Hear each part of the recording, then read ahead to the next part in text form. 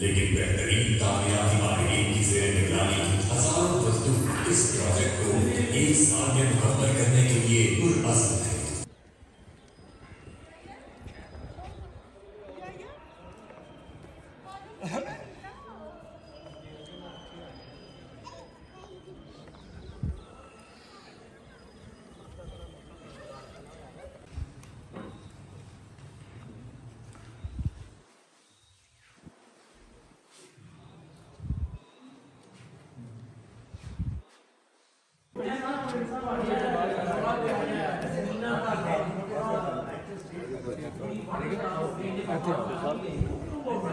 सीधा भाजी आ जाओ भाई आ जाओ